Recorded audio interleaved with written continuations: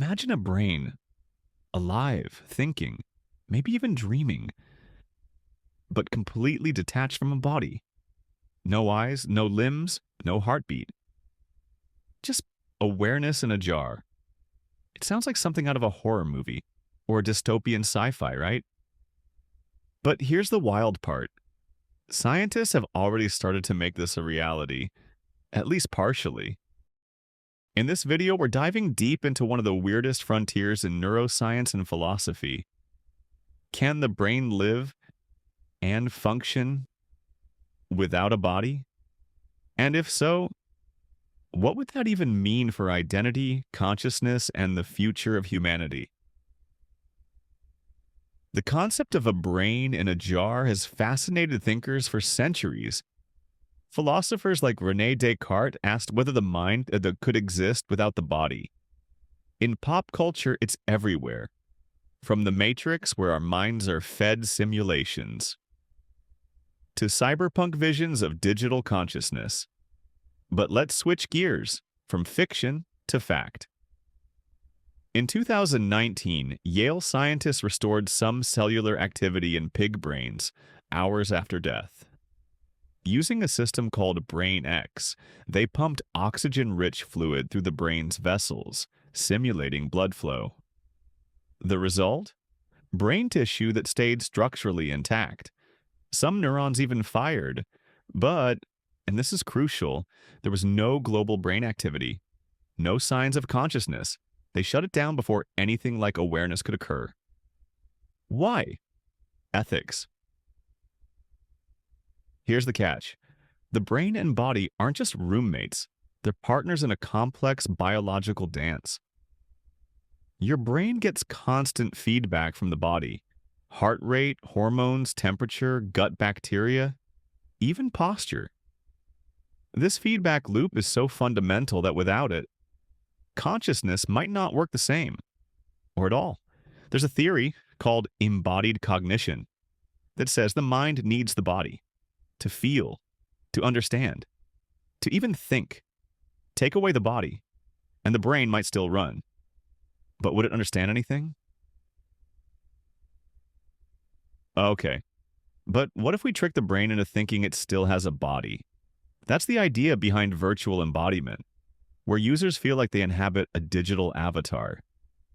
In VR, people can feel ownership over entirely different bodies, a different gender, age, even species. In one study, scientists used synchronized sights and touches to convince people that a rubber hand was their own. So what if we fed a brain, just the brain, inputs like sight, sound, and simulated touch? Could we fool it?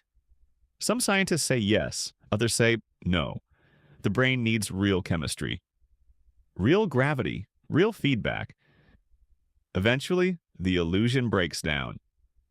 Let's say we could keep a brain alive, maybe even feed it digital experiences. Should we? The ethical questions are enormous.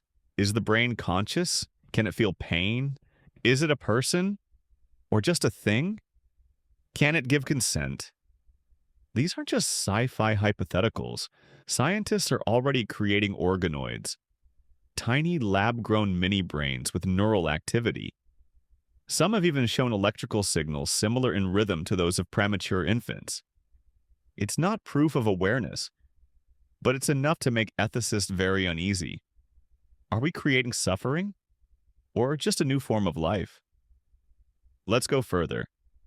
Forget keeping a brain alive. What if we just uploaded it? Some futurists believe we'll eventually map the human brain, a neuron by neuron, and run it on a computer. In theory, your digital brain would preserve your memories, your personality, maybe even you. But there's a problem. We don't fully understand consciousness. Is it software? Or something more? Companies like Neuralink are working on brain-machine interfaces. Others are trying to map every synapse. But we're nowhere close. It took years just to map the brain of a fruit fly. And the human brain? It has over 100 trillion connections. And yet, something remarkable is already happening. A company called Cortical Labs has built the CL1, a biological computer powered by living human neurons, roughly 800,000 of them. These neurons sit on a chip. They're kept alive with life support, and they respond to digital signals in real time. They've even been trained to play basic video games.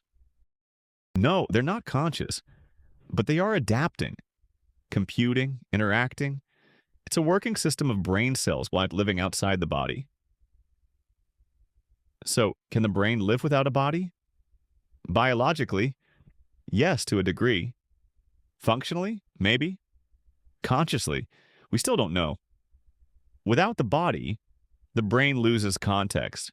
Without senses, it loses meaning. And without connection, it might lose itself entirely. But one thing is certain: the line between body, brain, and machine is getting blurrier every day. And the biggest question of all, what makes you, you?